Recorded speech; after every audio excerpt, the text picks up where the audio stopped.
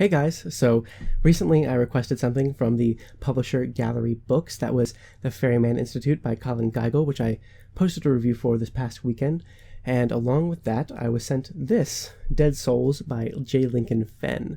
I quite liked the cover and thought the synopsis seemed promising, so I gave it a shot and wanted to share a quick review on it. This is a sort of straight-up thriller. It's rather dark, but I wouldn't necessarily call it a horror, although horrifying things do happen all throughout it. So this is the story of Fiona Dunn, the marketing director for a backpack company, an all-around disillusioned pessimist who tends to see all of life through the lens of her advertisement-oriented brain. When she accidentally discovers from a distance her boyfriend with another woman, presumably to cheat, at least that's the most obvious reasoning to her, she ends up that night in a bar at which to drown in her sorrows, so to speak. A man at the bar approaches her, and unlike most men that would approach you at a bar, this one actually has something special about him. He's the devil. Okay, so maybe not so different from the others, but he goes by the name Scratch. However, Fiona, as is the same for anyone else that's met the devil, has a hard time focusing on his face, has a hard time remembering what he looks like her brain just can't hold on to the image of it. This is a distinctive quality about the devil, apparently, and is unsettling to her from the start.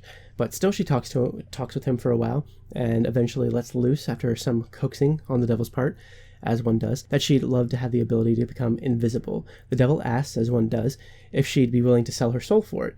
The next morning, she wakes up with no memory of how she got home, what her and the devil did after this conversation, whether the conversation actually happened, and without her clothes. Those somehow ended up outside of her apartment complex and are returned to her by a confused neighbor, and Fiona herself is even more confused. She ends up getting called into work on the Saturday that she's woken up into to meet with some clients at the backpack company that she works for.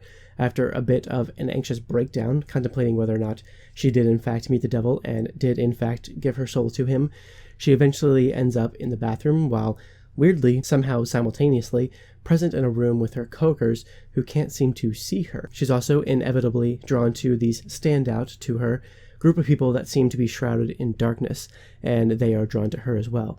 These are the others that have sold their soul to the devil for a favor, and they all live in fear for the day that the devil will call on them to carry that favor out. So, like I said, this is a rather dark story, but with bits of humor sprinkled out, very dark humor.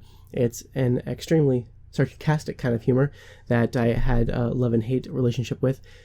Fiona Dunn is the kind of pessimistic that in real life drives me crazy about a person, and as we read from her first-person perspective, it really drives the tone of the whole thing, that just comes from not being able to see anything positive about anything in life ever. She's quite a bit of a cynic, and honestly, this book as a whole really justifies that point of view. It's pretty depressing, and so is she.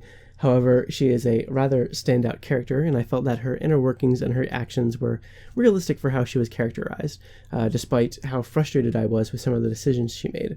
And interesting to note, though, is that this is a character that somehow becomes more hopeful in this defiant way that really suits her as the book goes on, and things get worse and worse and worse, and things do really get worse and worse and worse. The things that drive this plot are tragedies inspired by real-life tragedies, but on an even bigger scale. The characters, other than Fiona, who are a part of this narrative, a part of these tragedies, and a part of that group of people that Fiona is drawn to, are created and minimally developed to serve those tragedies, Fiona's story, and the points that the author is trying to make. I do wish the side characters had been given more time, more of a focus, because a lot of the reasons that they had to sell their souls were much more interesting than Fiona's, or could have been at least, and I would have liked to have seen more of them and their backstories. I do not recommend reading this if you are faint of heart at all. What some of these characters are forced to do is truly horrific and gruesome, and the author does not hesitate to give you the full details of it all. There's a good mix of that and some questions on morality that are much more interesting, namely, in Fiona's case, what it means to be moral when you already know that the devil has your soul, and no matter what you do, you can't change that, or where you're going to go when you eventually end up dying. Once the devil has you in the story, he doesn't let go. If Fiona eventually wants to make a second deal with the devil to save someone she loves, and it's a question of how far she's willing to go. what she's willing to do to save this one person, what the moral implications of that are, because the devil, or Scratch to her, does all things on his terms. Overall, I think I just got tired of this book the more and more it went on. While I found Fiona's actions to be in line with her character, I just found it hard to root for her, and often disagreed profusely with her decisions. The other characters hardly existed as real people. The author focuses on all the wrong things as it develops, and I just had a hard time with how gruesome things were. It seemed to me just for the sake of being gruesome. I didn't really see the point in what direction it went in towards the end, and I honestly wasn't on board with some of the story from the beginning. I never came to understand why Fiona sold her soul for invisibility in the first place. Seems like a pretty dumb ability to get in the grand scheme of things, and to me it didn't fit with her character at all, didn't fit with her personality, and was only there out of necessity so that Fiona could get to places she normally wouldn't be able to get to more easily. So the initial premise of her selling her soul for this thing just felt like the storytelling equivalent of an all too convenient shortcut used throughout the rest of the book. I do suggest giving this a try if you are perhaps a fan of Chuck Palahniuk or of the book Horns by Joe Hill. That book is better than this one, and I don't really like Chuck Palahniuk at all. But if you do, this may be something that you'd get some enjoyment, for lack of a better word, out of if you were to pick it up. And it was a quick read regardless. Thanks again to Gallery Books for sending this my way.